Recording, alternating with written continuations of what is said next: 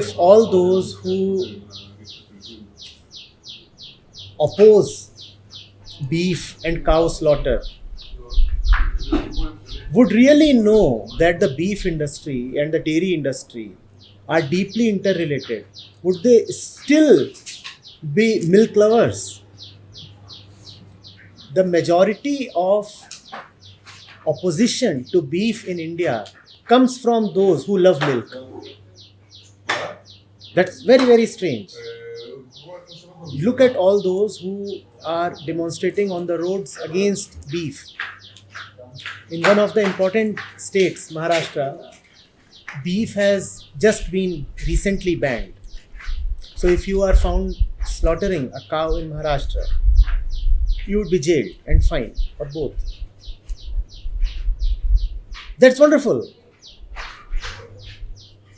but stupid,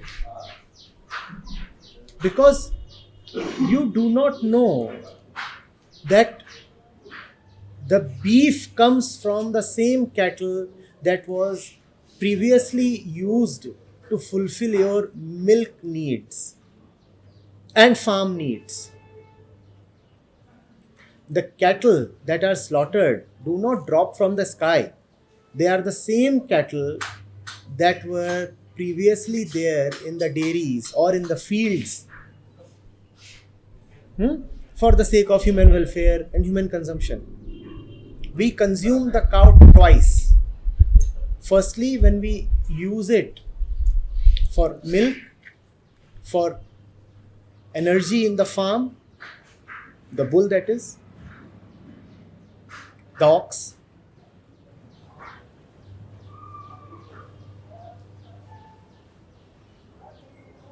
And secondly, when it can no more provide us with labor or milk, then we sell it off so that it may get slaughtered.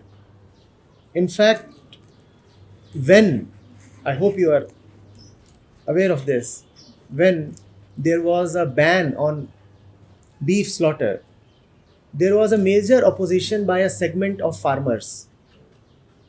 They said that if we cannot sell the oxen for slaughter, what do we do with them? They are not useful in the fields anymore because they are old now. And after 12 or 13 years of age, the animal is no more useful in the fields. So what to do with it? Keep it and feed it? If we feed it, then our children will starve. So we have to sell it to the butcher. We have to sell it to the one who would help us exploit it a little more.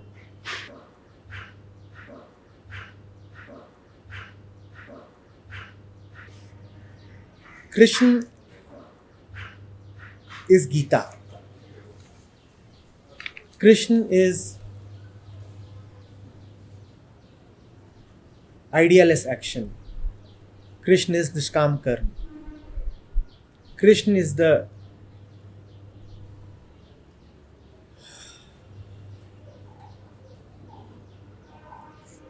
height of spirituality.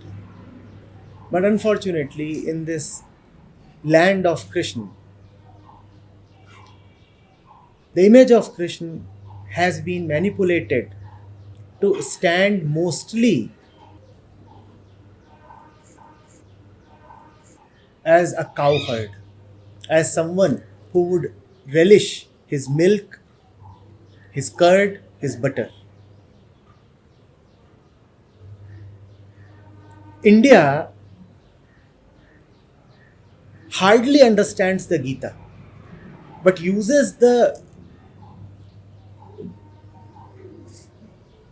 metaphor, the image, the justification of Krishna to keep consuming milk, ghee, butter, and the rest of these things. You go to someone and tell them, why are you so insistent on milk? And they would say, why? Even our very Lord was a milk lover. He was born in a family of dairymen,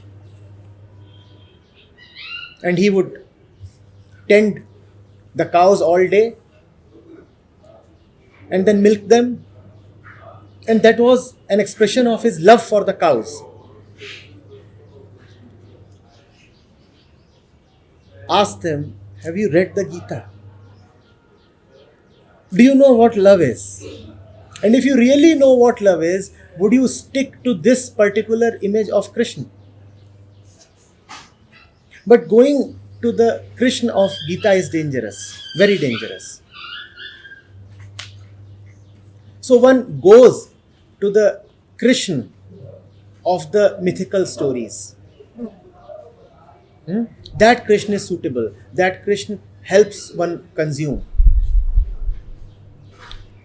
It's extremely unfortunate that religion and spirituality in India have become synonymous with milk usage. So you have women coming over and dressing and bathing the shivling with milk. They call it Dugdhabhishek, which is so very nonsensical. Do you know what Shiv stands for? Have you read the Shiv Sutras? Have you any real respect for Shiv? Do you really love Shiv? Shiv stands for total love. Shiv stands for a dissolution of all that which is personal, and that is called pralaya. Shiv does not stand for exploitation of the animal. But you go to the religious types and they will say, we do not exploit the cow, we love the cow. That is why we have chained her in our little gaushala and we provide her food and nourishment. You see what we are doing. You ask them, what if you are chained by your neck in the same way and provided good nourishment? And you are made to have sex with a stranger, just as the cow is made to have. And you are forcibly made to bear children because somebody wants you to reproduce, because your progeny is going to be useful as a farm resource. Is that love, really? Unfortunately, this great land of love, India, has just forgotten love. And the worst symbol of our cruelty and the worst recipient of our cruelty is the cow.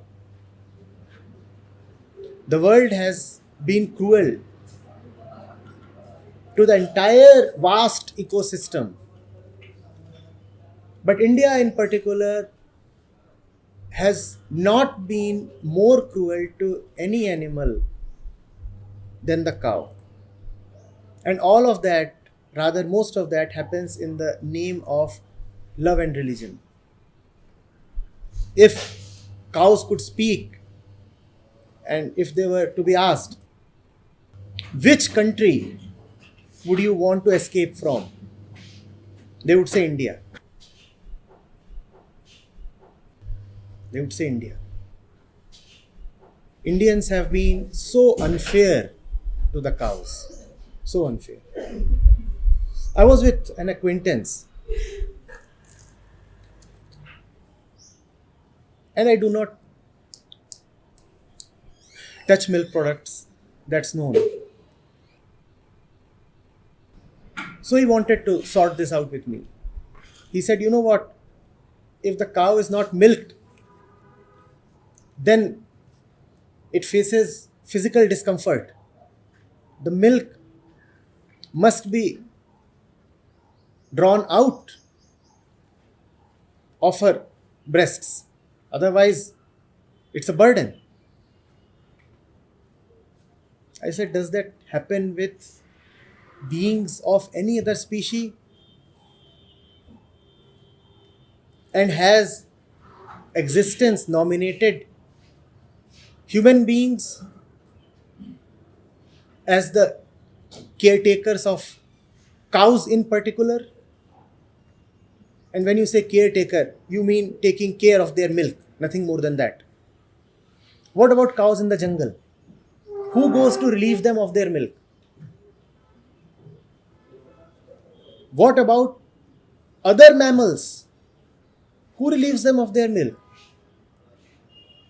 Nature has its own intelligence. Nature knows how much milk to give to a female.